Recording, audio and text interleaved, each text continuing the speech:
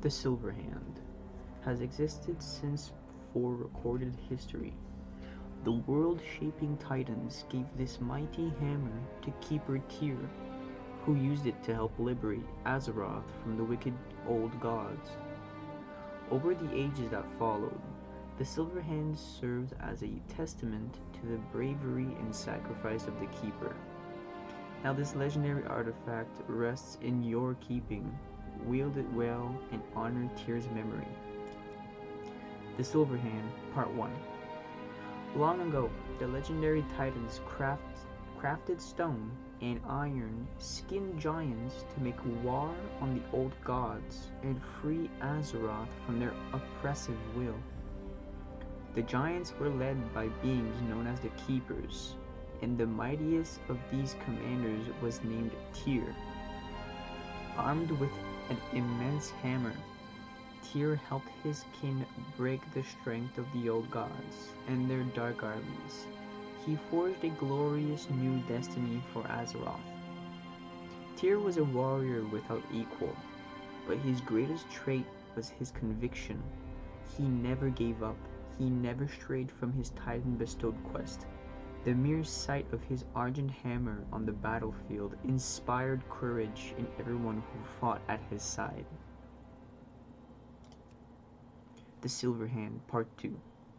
From the writings of an order known as Tyr's Guard, recounting Keeper Tyr and Keeper Odin's mythic battle against Ragnaros the Fire Lord. Ragnaros retreated to the heart of his lair, where he was most powerful, and waited for his enemies to come to him. He called fire from the sky to waylay Tyr and Odin. Smoke descended on the land, and it became like night.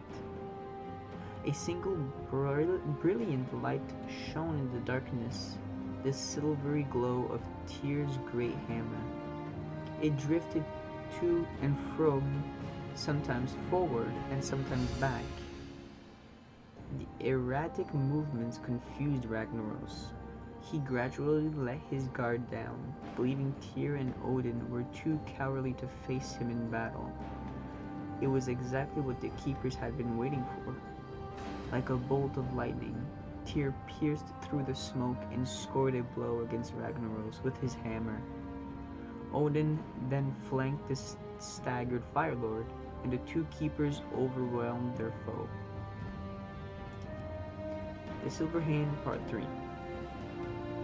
From Chapter 3 of the Age of Galakrond by the historian Evelina. As great a warrior as Tyr was, he did not always escape his battle unharmed. An example of this was his confrontation with the monstrous proto-dragon named Galakrond. Countless years after the Keepers defeated the old gods and imprisoned them beneath the earth, Galakrond emerged to rule the skies of the world. A fierce hunger compelled the proto-dragon to eat everything in his path. When Tyr learned about the creature, he feared Galakrond would soon devour all nature. He gathered 5 other proto-dragons to wage war on him. Though the 5 proto-dragons would eventually vanquish Galakrond, their initial attacks on him went poorly. Tyr's new allies did not always work together. Even when they did, Galakrond proved too mighty for the combined strength of the Keeper and the proto-dragons. In one battle, Tyr himself grappled with Galakrond and pummeled the beast with his hammer. The blows had little effect. Tyr's weapon was knocked from his grasp, and Galakrond consumed Keeper's hand. Only with the help of his 5 winged allies did Tyr escape with his life. The Silver Hand, Part 4. From Chapter 9 of the Age of Galakrond by the historian Evelina. Keeper Tyr worked with a giant named Jotun to replace his appendage. They mined a vein of pure silver deep within Azeroth. Jotun used the metal to forge a hand for his injured companion. Tyr was in awe of Jotun's craftsmanship, and he asked the giant for one final favor. to reforge his warhammer so that it would incorporate the image of his new hand. The giant did so, but he inquired why the keeper wanted to draw more attention to his wound. Tyr replied that he did not consider his argent hand a reminder of defeat. For him, it was a symbol of the sacrifice he had made to defend Azeroth, and he wanted the world to see it that way as well. When Jotun finished reshaping the hammer, Tyr named his weapon the Silver Hand. Part 5. The Silver Hand. As the ages passed on Azeroth, the unity between Tyr and his fellow keepers crumbled. Keeper Loken fell under the sway of the imprisoned old god Yogg-Saron. The once noble giant turned on his kin, leaving many of them incapacitated or imprisoned. Loken's betrayal ignited chaos among the Earthen, Vrykul, and the other Titanforged creatures who served the Keepers. Only Tyr and a handful of his closest allies eluded Loken's wrath. Though they planned to strike down the corrupted Keeper, they first needed to find a refuge for the Earthen and their other innocent servants. Tyr rallied the Titanforged to his side and ventured south in search of a place that was safe from Loken's reach. The journey was harsh, and many of the Titanforged worried for their future. Only the sight of Tyr leading the way, his legendary hammer always in hand, gave them the hope they needed to continue. The Silver Hand, Part 6.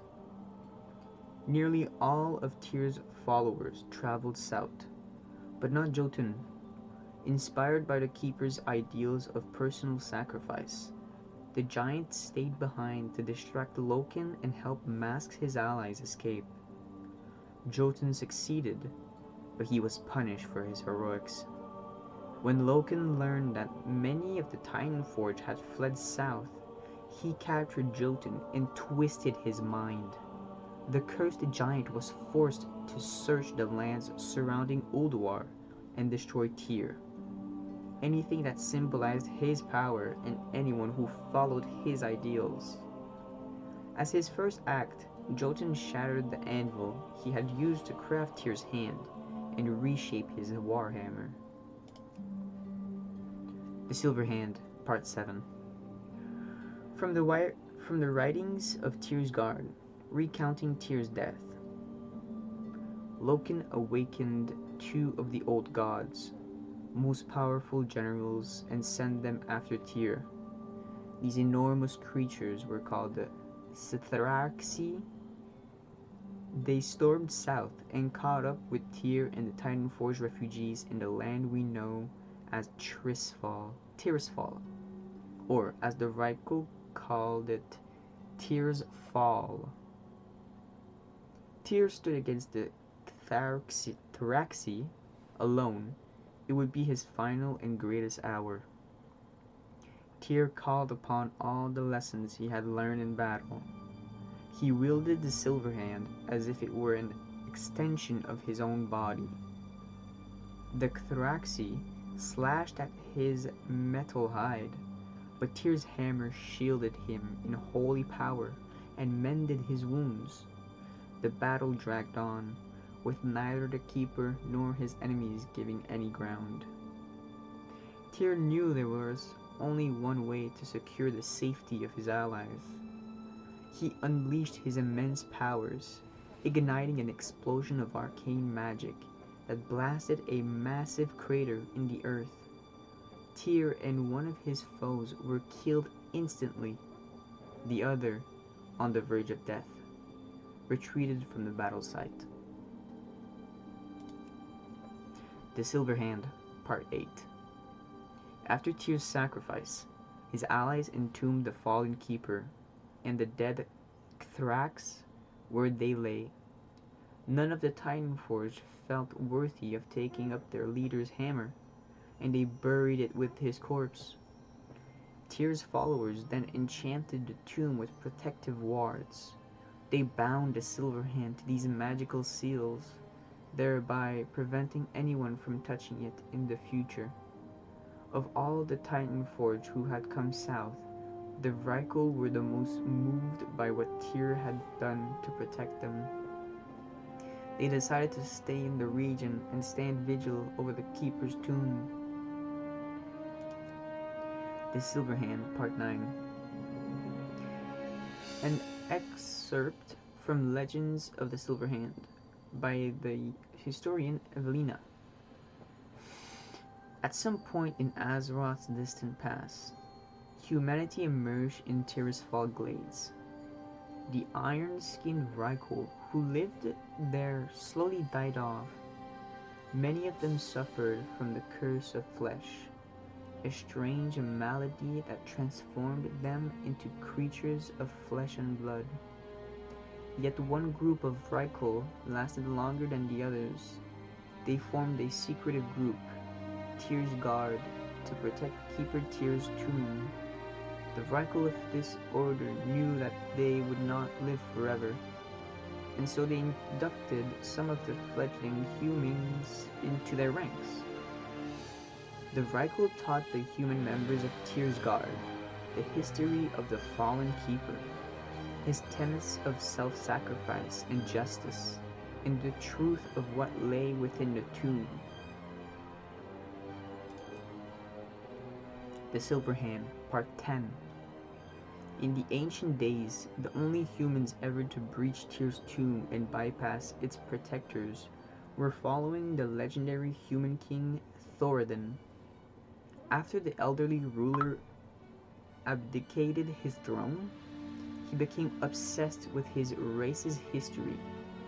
Thoradin's curiosity eventually led him to discover Tyr's final resting place.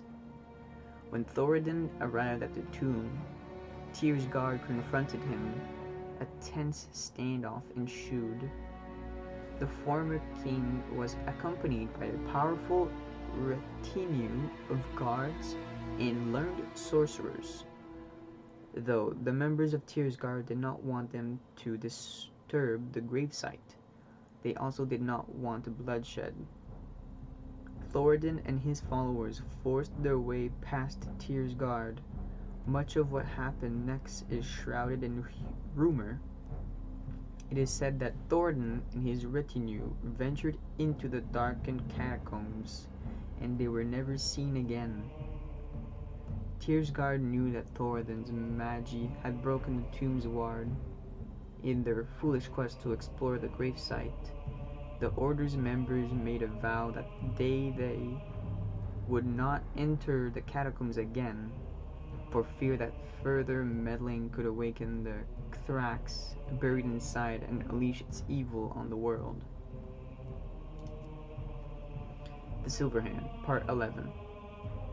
For thousands of years, Tyr's Guard continued its sacred duty. New members came and went, and over time they adopted more techniques to help them protect Tyr's tomb. In particular, the defenders felt an affinity toward Paladins, holy warriors who arose to battle the Orcish horde in the Second War. The members of Tyr's Guard learned how to wield the holy light, and they became mighty paladins. Yet even this newfound power could not save the Order from the undead scourge. When the scourge swept over the human kingdom of Lordaeron, Tyr's Guard crumbled. Only a few brave members, led by a paladin named Traverd, remained to uphold their ancient vows. The end of the Silver Hand. Now, the Truth Guard. Many have tried to break Truth Guard. Vrykul war-bringers, mighty giants, and even the wicked minions of the old gods. This shield has turned them all aside, and not a scratch mars its gleaming surface. But the Truth Guard is more than just a simple armament. It is the embodiment of justice, nobility, and honor. Bear the shield as you would a torch in the darkness. Bring light to those without hope, and burn away the shadows that seek to engulf your world in death and despair. Truthguard Part 1. Earthen poems and Vrykul epic sagas speak of Truthguard emerging in a time of war, when armies forged of iron marched across the north and made even mountains tremble. The main aggressors of this war were the fearsome winter-scorn Vrykul. Their goal was to dominate the lands surrounding Ulduar and put all who opposed them to the blade. The winter-scorn were a people who relished violence, and few relished it more than Yrgrim. He stood at the clan's bloody vanguard, leading brutal raids against the good-natured Earthen who dwelled in the region. Strange that someone so obsessed with wanton killing would one day wield Truthguard, a symbol of justice and honor, but the paths that fate weaves are often strange. Truthguard Part 2. From a set of earthen tablets tilted the Winterscorn War. The clang of sword against shield rumbled like thunder through the cavern. The Winterscorn's enchanted blades cleaved through the earthen stone skin with ease, lopping off limbs and sending heads rolling. When the Winterscorn cornered the few surviving earthen at the back of the cavern, the lead Vrykul charged forward with his sword poised to strike. His body came apart before he ever reached his prey. Another Winterscorn had cut him down. He moved quick as lightning then, sword arcing through the rest of his warrior kin. "Follow me and live," the Vrykul said after his killing was done. "Stay and this place will be your tomb." Later, the Earthen asked this Yrgrim why he had saved them. "The battle lust has lifted from my eyes, and I have seen truth," Yrgrim replied. "Killing for the sake of killing, conquering for the sake of conquest. There is no honor in such things. There is only shame and regret." Truthguard Part 3. Yrgrim led the Earthen survivors to Keeper Tyr, the one being who believed could save them from the Winterscorn. The Vrykul warrior did not expect a reward for doing so. Quite the opposite. Yrgrim had murdered scores of innocent Earthen, and he thought Tyr would execute him for his transgressions. According to one Vrykul legend, these are the words Tyr spoke to Yrgrim: "I cannot wash the blood from your hands. No one can. All I can offer you is a way forward. Stand by my side. Hunt the wicked with the same ferocity you once used to hunt the Earthen. Do this and you will find the path to redemption." On that day, Yrgrim swore an oath to the twin moons that he would serve Tyr and embody his noble ideals. In return, the Keeper gifted the Vrykul with a shield unlike any ever made.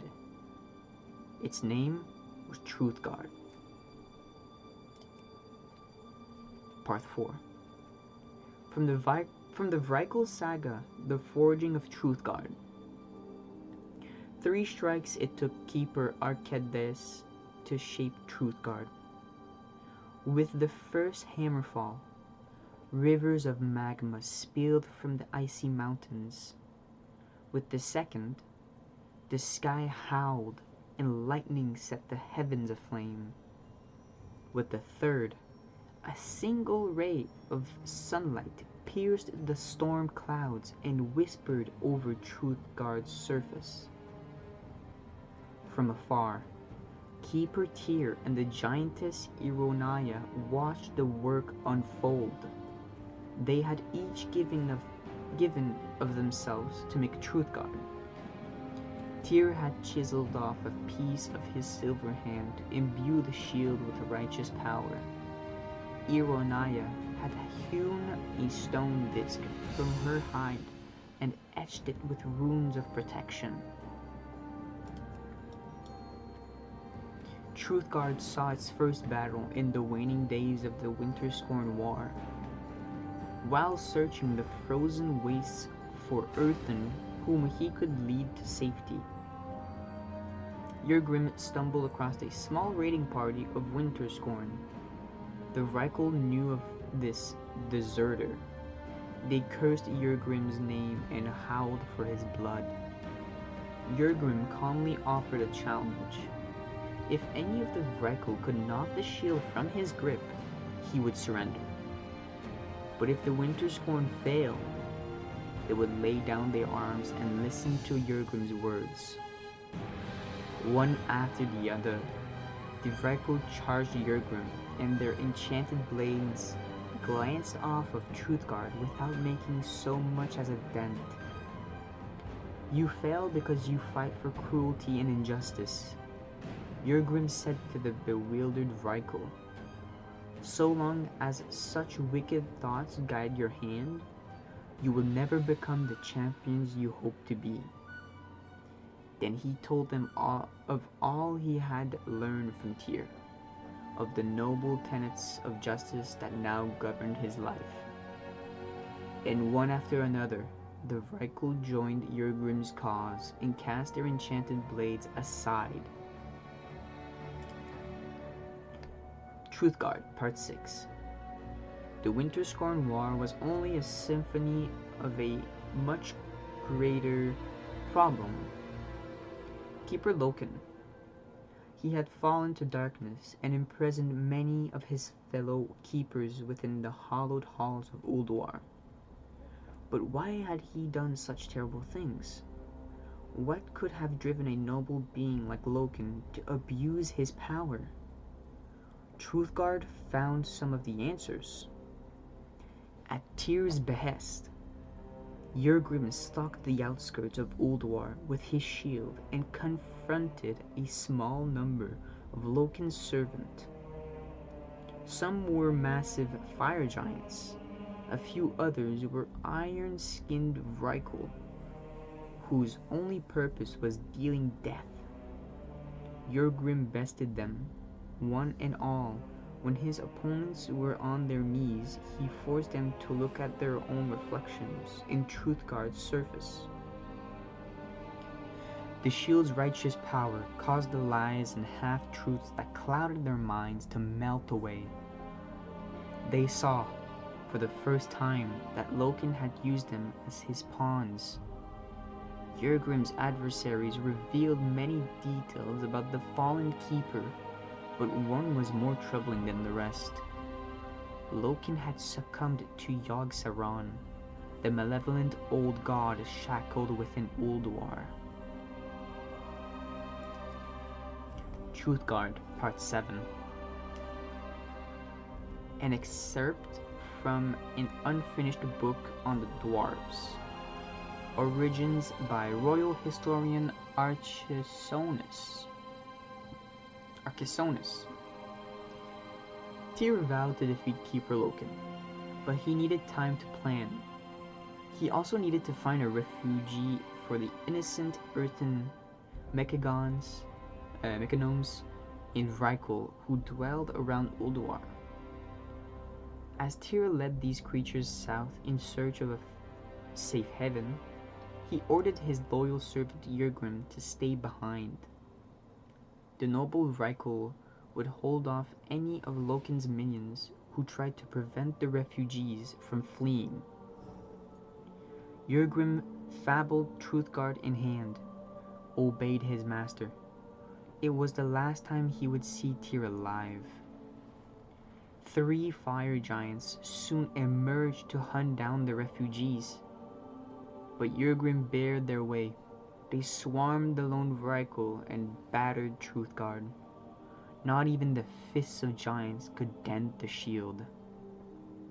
Jurgrim waited until his foes wore themselves ragged against Truthguard, and then he went on the offensive. He slammed the shield against the giants until their molten bodies crumbled and their blood ran like rivers of fire over the land. Jesus Christ. Truthguard Part 8. While Jurgrim battled the fire giants, Keeper Loken unleashed ancient horrors who had been locked within Ulduar.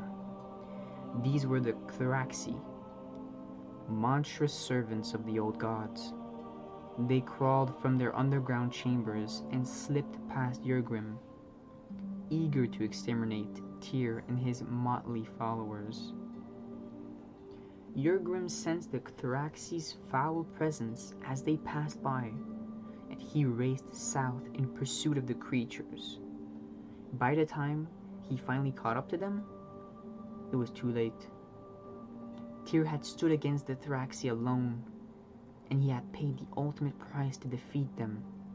His followers would name the site of his valiant sacrifice Tyr's Fall, which in the Reichel tongue translated to Tyr's Fall. Truthguard, Part 9. Jurgrim laid the first stone of the tomb that would serve as Tyr's final resting place.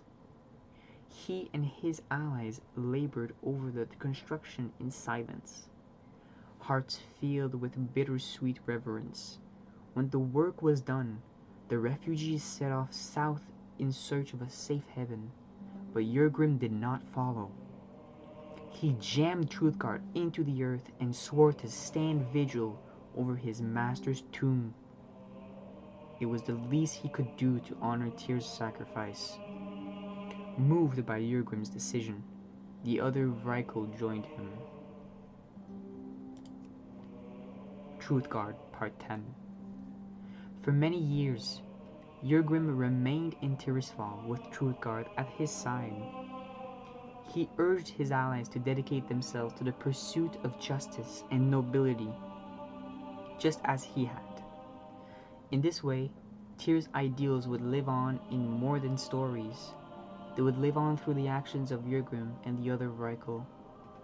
Once Jurgrim had taught the Tirisfal Reichel all he could, he departed from the region. His battles had withered away at his iron hide, and he longed to find a noble champion who could take up Truthguard. Jurgrim's quest eventually led him and his great shield to the land known as Stormheim. Truthguard, Part 11. Stormheim was home to many mighty Reichel, and Jurgrim was sure he would find someone capable of bearing Truthguard. He constructed an arena to test the mettle of the local fighters. Challenger after challenger faced off against Jurgrim, but none could meet his high standards. In time, no one remained to face Jurgrim's trials. He abandoned his arena, but not his search. He held on to hope that he would find a successor someday. Jurgrim built a vast tomb and locked himself within. There, he waited for a hero, someone strong of will and pure of heart, someone worthy of bearing Truthguard, as Tyr would have wanted. The end of the Truthguard. Next, the Ashbringer. You now possess one of the most iconic and renowned weapons ever created. Once the bane of the undead, then, for a time, one of the Scourge's greatest assets, the Ashbringer has been instrumental in the rise and fall of lords, empires, and kings, living and undead alike. It has stood for both good and evil, and now it rests within your hands. Wield it well. Ashbringer, Part 1. Few known artifacts or relics are capable of rivaling the Ashbringer's legendary pedigree. Its origins have been traced to the Second War between orcs and humans. There, on the field of battle, the renowned High Lord Alexandros Morgraine came into possession of a dark orb. Though Alexandros considered the artifact to be a living embodiment of shadow, he also believed that it might one day be forged into a weapon of righteousness. Alexandros' vision would become a reality, and that weapon would become the Ashbringer. Ashbringer Part 2. It is said that deep within the hollowed halls of Ironforge, the Ashbringer was crafted by the dwarf king Magni Bronzebeard, a peerless weaponsmith. For King Magni, it was a dark time. He grieved over the recent loss of his brother Muradin. Legend holds that King Magni infused the full weight of his rage and sorrow into the Ashbringer's forging, resulting in a weapon of untold vengeance and devastation. Ashbringer Part 3. So it is written that when confronted by undead forces, High Lord Alexandros Morgraine dispatched them with ease. The blade in his hand felt like an extension of his own flesh, a beautifully lethal instrument of pure destruction. And as it carved a swath through his scourged enemies, this new weapon left not in the aftermath, but charred bone and swirling ash. Thus was the Ashbringer given its name. The Ashbringer Part 4. In the hands of Alexandros Morgraine, the Ashbringer rained unparalleled fury upon the marauding... Okay. I need some water. Ashbringer Part 4. In the hands of Alexandros Morgraine, the Ashbringer rained unparalleled fury upon the marauding scourge armies, decimating the undead in numbers beyond reckoning. So it was that over this course of time, the man and the weapon seemed as one.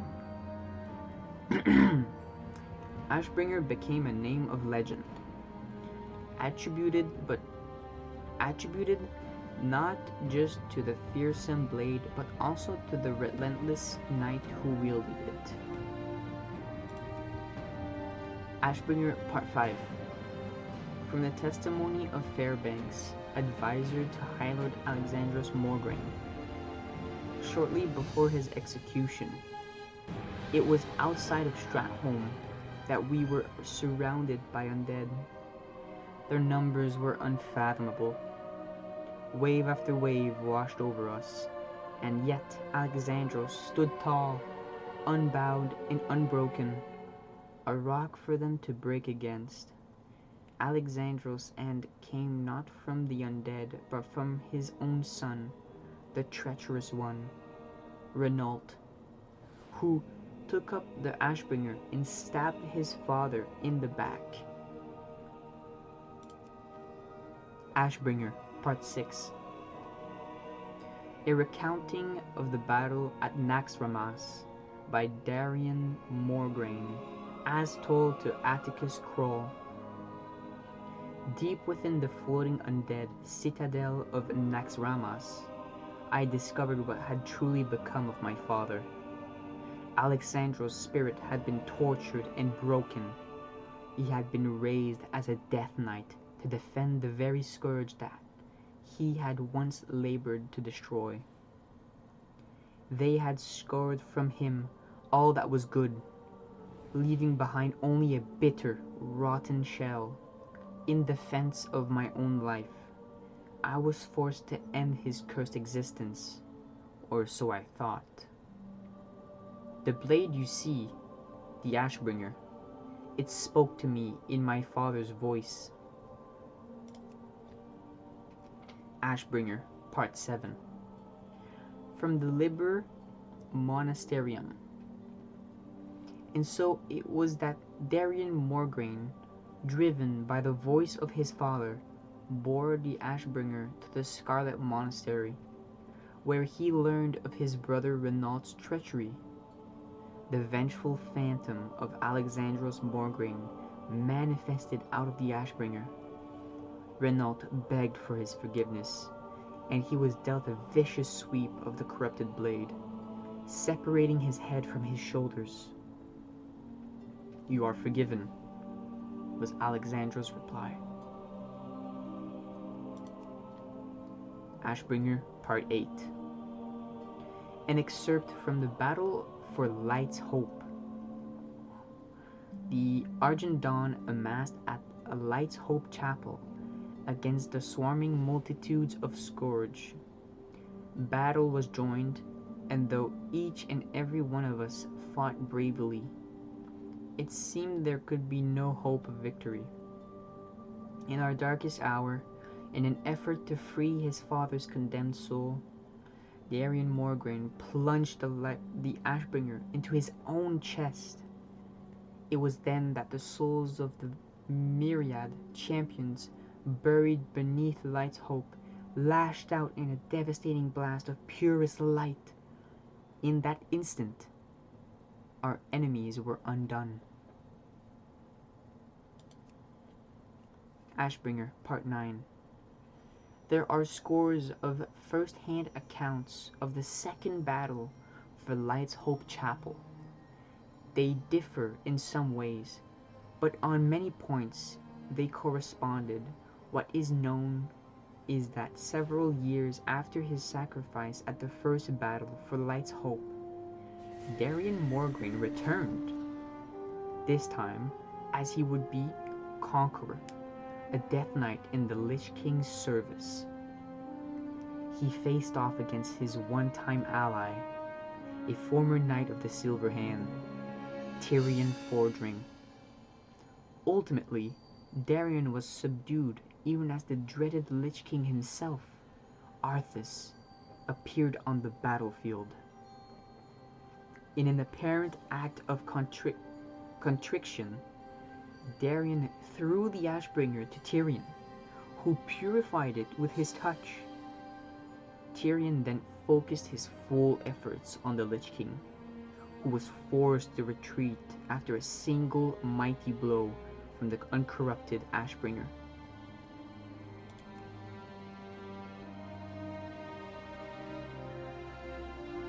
Ashbringer, Part 10. In the aftermath of the second battle for Light's Hope, the Ashbringer remained in the possession of Tyrion Fordring, High Lord of the Argent Crusade.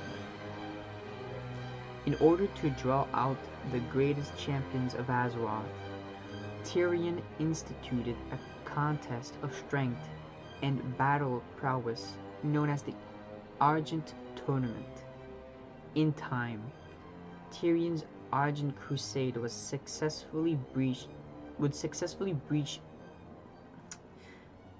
Tyrion's Argent Crusade successfully breached the main gate of the Lich King's stronghold of Icecrown Citadel. As they laid siege to Icecrown's defenses, the High Lord created a pact with Darien Morgraine and his Knights of the Ebon Blade, resulting in the Ashen Verdict, a united order bent on destroying the Lich King. Ashbringer, Part 11. The final assault on Icecrown Citadel now ranks among the most legendary military campaigns in recent memory. Marching alongside some of the greatest champions of Azeroth, Tyrion Fordring continued his crusade against the Scourge, staging an all-out attack on the Lich King's seat of power. There, Tyrion once again confronted Arthas, and all fell silent as the clash of steel rang out across the icy wastes. At the culmination of a fevered battle, The Ashbringer shattered Arthas' infamous sword, Frostmourne, in a single blow. Arthas was defeated at last, and the purified Ashbringer took its place among the most celebrated and renowned weapons in all of Azeroth's history. The end.